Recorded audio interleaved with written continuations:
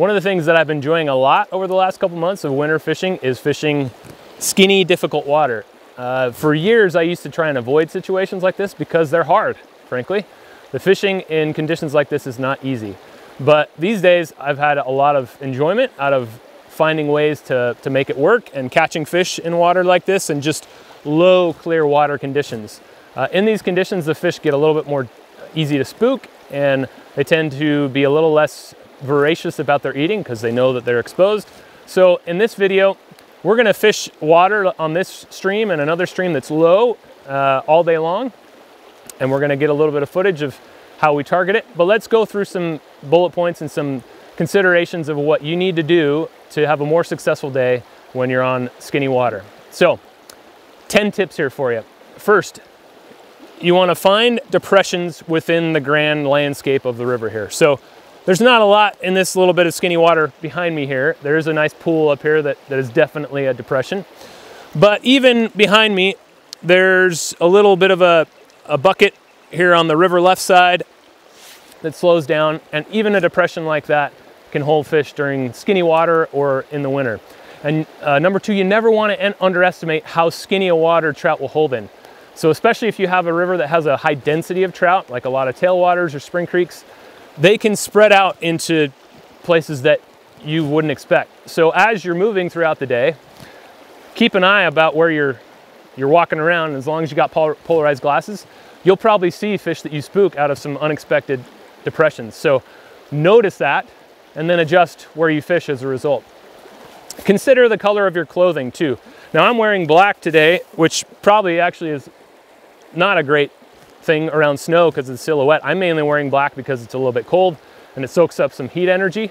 But really what you need to be careful about is wearing bright colors. I always laugh when I'm fishing in the winter or just in low clear conditions and I see somebody with a bright orange or bright red coat on and they're standing up on a hill above the fish, and then they wonder why all the fish that they had rising in front of them stopped rising. Well, be cognizant of that. Wear at least some drab colors and try not to be too obvious to the fish. The next point goes exactly in line with that. So move slowly. If you've ever watched a heron move around the river, they move very, very slowly. You know, their feet, they're creeping along. They're such good predators because the fish don't even know they're there by the time they've struck. Part of that's the camouflage. Another part is their movement. So if you can be more like a heron and make slow, controlled movements around in situations like this, you're gonna look less like a predator to the fish as well. In line with that, you wanna stay low and downstream of the fish. So, you know, we've talked a lot about Euro nymphing on this channel. We have our modern nymphing movies, all that. And Euro nymphing is exceptionally effective, right? I have a Euro nymphing rod here with me today. But there's a lot of this type of water that I can't just go stand sideways and make up and across drifts to the fish without them disappearing. They're gonna know I'm there, they're gonna spook. So you need to learn either with a Euro nymphing rig or with other types of rigs to make presentations in a way where you can fish upstream so that you stay behind the fish and out of their cone of vision. And if you do need to get sideways to them, you may need to crouch or kneel. And a lot of us don't like to do that, but it can be an incredibly effective way to get closer to the fish, improve your drifts, and not spook them. Now, along with that, if you will fish a long, delicate rig, you're gonna have a better finesse presentation. The more finesse we can have in lower water situations, it's all about spooking again, right? So the more finesse you have, the less likely you are to spook fish. So long distance, delicate presentations are important. And I have two rigs that do that really well here with me today. I have a really long dry fly leader that I can either fish a straight dry fly on if I get some rising fish, or right now it has a midge dry fly and a midge pupa dropper on it. You can fish this type of rig when you need longer distance, delicate presentations, or if you get into some water where you can get a little bit closer to the fish but still need a delicate presentation, then a Euro nymphing rig, especially with a micro leader like this, becomes very finesse. And you don't spook a lot of fish with these rigs. What you don't want is a big splashing dry fly or indicator that's gonna land on the fish, make a big plop, and see them scatter everywhere, or extra weight, and we'll get to that in a second. Now, before you go to make any sort of presentation, you need to slowly move into position, and get there comfortable, because you need to make your first cast count. We talked about that in Modern Nymphing Elevated. Your first cast is your best cast. If you don't make your first cast count, you never know. It might be your last, because you're gonna spook a fish if you make a bad presentation your first time in conditions like this. These aren't conditions where you can get away with mistakes as easily as higher water in the summer. Now, as part of making that first cast count, look at the currents before you ever go to make a drift. Analyze them, look at the seams, look at where fish are holding, but also where you need to make your cast and line up your rig so that your first drift is perfect. If your first drift has drag, well, there again, spooky fish. You might end up spooking those fish that you're trying to catch. So make sure that you've analyzed the situation and make a drift that sets you up for success in that first cast. As far as rigs go, I've already talked about this, but in flatter water, you might need to suspend some rigs. So I have this dry dropper rig here, and the reason I have this is that in big flat pools where I need to be further away from the fish, I can use this rig to make a longer cast, 25, 30, 35 feet sometimes, and stay further back from the fish and have my flies, my dropper specifically, drift horizontally through that slow flat water. So I get the benefit of delicacy and finesse, but I still have the same sort of presentation that you'd have with an indicator or a suspension device, but I'm not gonna spook fish with a hard splash. And then I also have the Euro rig, which I can also fish a dry dropper on in closer range circumstances. And then with that rig, I can high stick off the water and not have to mend anything. But I can also just chop the dry off if I have a 2-fly rig on this and go to a straight nymph rig when I can get a little bit closer to the fish and get better drifts that way in a typical Euro nymph situation. Okay, so a couple more here. Pay close, really close attention to your weight. So I have a couple of rows in this box right now, and we'll show you those. But they are all small, very light flies. I've got everything from unweighted midge pupa patterns to 2mm midge pupa patterns, sort of winter, fly fare, to 2.5mm. And I'm only fishing a single fly with each of those. So I want my fly to hit with a very small plop, descend gently to depth, and stay there. I don't want my fly to hit and rocket straight to the bottom and then get caught up before it ever gets to the fish. If you've ever sight fished to a fish and made a cast and you had too much weight on and the fly hooks up bottom before it gets there, you either think that you've hooked the fish because your line stops, or it does hook the bottom and you set the hook and the fly zips by the fish, or you snag bottom and you spook it. So we don't want that to happen.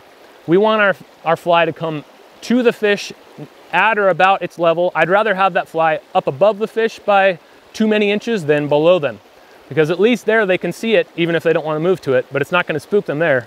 Get it down below them hard on the deck where it's bouncing and grabbing, and then rip it out and you're going to spook fish. So work shallow to deep, start with less weight than you think you need, and gradually go to one little bit heavier fly to one little bit heavier fly, etc., until you're at the fish's depth. And then lastly, when you think about that fly pattern, also factor in your fly design. So I have, midge pupa and perdigon type patterns that have nothing on the body except resin, so they sink like a pellet. Perdigon is pellet when translated from Spanish to English. And so they sink really quickly. But I don't always want that. So there's certain instances lately where I've been fishing really shallow water, like stuff that's no deeper than ankle deep, but I've spotted fish in it. And even with an unweighted or a 2mm perdigon, I get under the fish right away and I don't catch them. So in those situations, I've gone to other patterns that are the same weight, but have hackle or have dubbing, have something that slows your sink rate down, and then the fly comes in at an approachable horizontal angle and I end up catching that fish. I've had that happen dozens of times over the last month. But that same pattern, when I get to a fish that's a little bit deeper, I don't catch it because I'm not getting to that same depth. So I don't just factor in the weight specifically of my fly, I also factor in the fly design when I think about my descent rate and approaching that. So let's put these tips into practice. And Let's go try and catch some fish in this really low, clear, skinny water, and we'll see if we can, make it work. Have some effective presentations here and catch some fish in difficult conditions.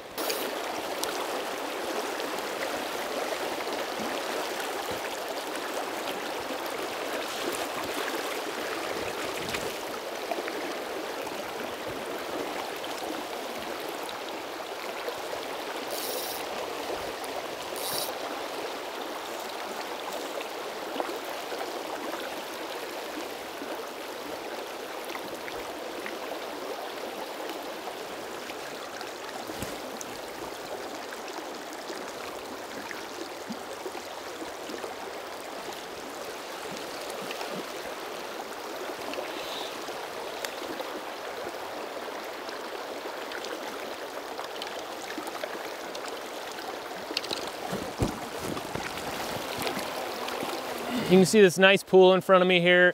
This is one of the deeper spots within this skinny section of stream, so I can see several fish over here. It is winter, so they're kind of potted up in these types of spots wherever they can have a depression. And I've seen several fish over here to the left side where there's a little bit of sun, and I've caught 2 of them and missed a couple others so far. And I know there's a lot more fish in there that I can probably get, so I'm gonna make a few more casts. I've got an 18-foot dry fly leader on here, which you can find the formula in my book, Tactical Fly Fishing. We'll also have it in our new video that's coming out here soon called Adaptive Fly Fishing. But I put several casts with unweighted pupa through the stretch there, and the water's only a little bit over the depth of my boots, but I still didn't get anybody to eat. So I switched, put on a 2mm tungsten beaded midge below this midge dry, and I've got maybe 20, 22 inches of dropper. And suddenly I got fish to eat. One of the things I have to be careful about here is the currents that are just in front of me. So I have this 18-foot leader on here, which is great for delicacy, but I have to be able to look very carefully and see where that leader is on the water and make sure that it's in line with where my dry and my dropper is, because I've got quite a bit of difference in current speed from left to right here. It's also faster near me because I'm at the tail out of this pool than it is up in the gut. So it's sped up a little bit here. So I'm trying to reach my rod out, and then I'm just making little rolling mends like that to release a little bit of the tension on the back end of the leader and the line, and hopefully make my drift better. And that one worked for that fish. Ooh, this is a rainbow, and there are, nope, never mind, it's cutthroat. Very cool. Not a lot of cutthroats in this stream, so that's always fun. So we're still fishing this same pool, and I caught quite a few fish sitting at the bottom and making longer casts with the other dry dropper rig, but that dried up. And now I've got the main section of the pool here that's got fish in it that I couldn't get deep enough with that really light rig. So I've moved up closer, gotten down, switched to my Euro rig. I caught a fish in the faster stuff on the far side here just with a single nymph. But before I dig into the main gut of the run and into the top of the pool here, I want to fish the stuff that's nearer to me but still deep with a dry dropper, because this is nice and flat and smooth, and I'll probably get a better drift this way. And then I'll cut off the dry fly and go to a single nymph once I fish the rest of the run. So let's see how that goes. So I'm trying to land my dry fly and my dropper both in the same current. I don't want my dry fly landing in slower or faster current than my nymph, because then that's going to cause drag issues, and that's a fish. So this fish was sitting right on that near side, on the slower side of this seam, and in that water it would have been hard to just do a straight nymph presentation to him without floating a sighter. But even then, it was in complicated enough currents that I felt better just suspending that dry fly. This must be a better fish than what I've been getting.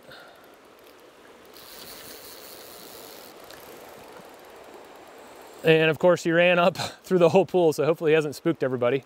But we'll try and land this guy fish a little bit more with the dry dropper and then make the switch.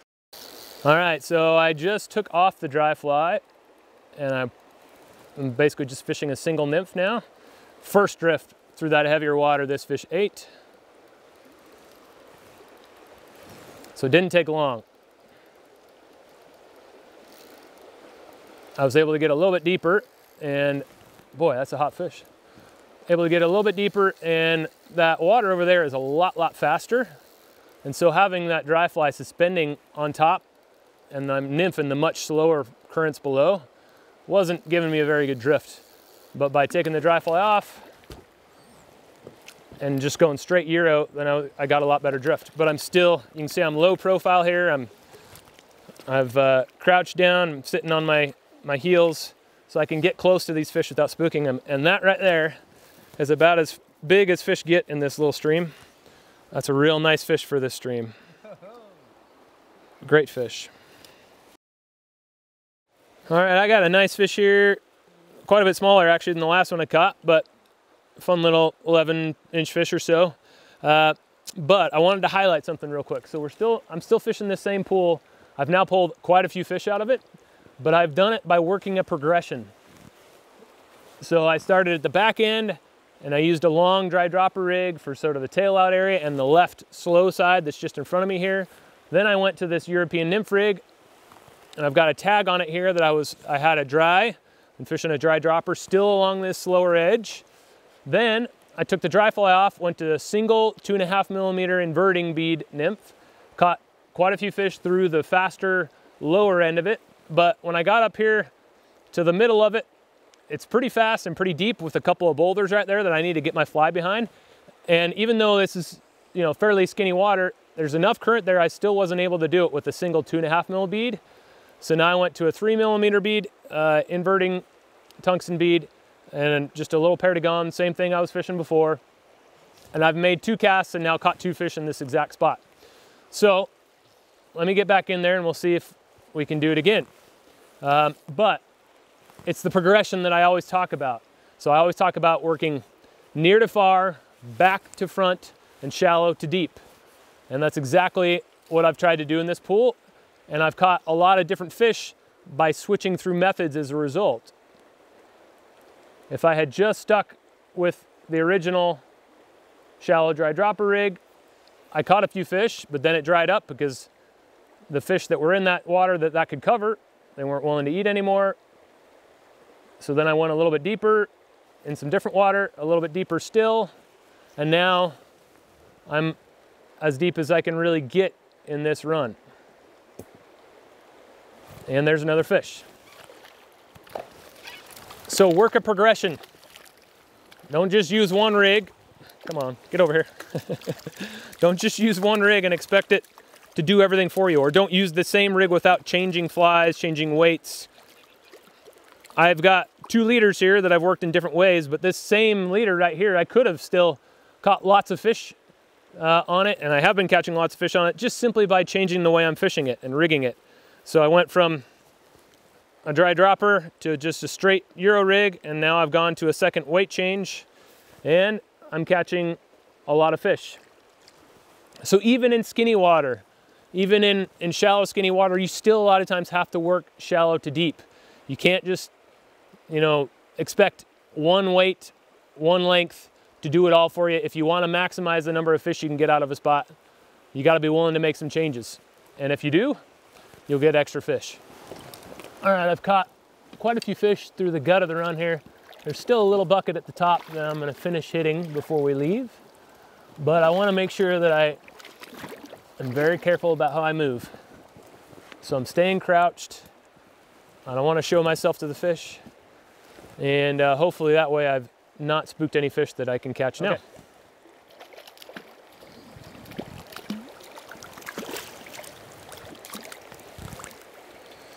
Kind of interesting on this fish, I'd made a bunch of drifts through the slower part of that water over there and didn't catch anything. Then I made some drifts into the faster water, which I wouldn't have expected them in given the water temperature, but there must be some substrate that's creating enough slack at the bottom that fish was hanging in there. And I had a fly on for down there. That was a 3mm bead. And in that water, I would have hung up on it. So after a few drifts in there, when I was able to tell that, I went ahead and put back on the original 2.5mm bead that I started with in there. So there again, be flexible. Don't be one-dimensional with your rig and your weight and all that. Be willing to make that weight change if you need to. And, oh, that's a nice fish. Holy cow. And this is a stellar looking fish. Beautiful colors on it. Ah, nice. Nice male brown trout. All sorts of buttery colors. But a quick little sequence in this pool here for you. Hopefully you understood how I went through that, and you can apply it in your own river. Maybe get a few trout like that to add to your day. Nice fish. See you later, buddy. Thanks for watching this video. We hope that our skinny water tips have helped you out, and that the next time you encounter skinny water, you'll have a better day as a result. And also realize that any fish that you catch in this type of condition is an achievement. So think about it as a time and a situation to learn and grow as an angler and improve your presentations. If you like this video, please give us a quick like and subscribe to the channel, and that way you'll know when we've posted a new video. And please go share it with your friends and help the fly fishing world have a few more tips. And while you're at it, come on over to tacticalflyfisher.com and support the channel by shopping in our store. Thanks for watching.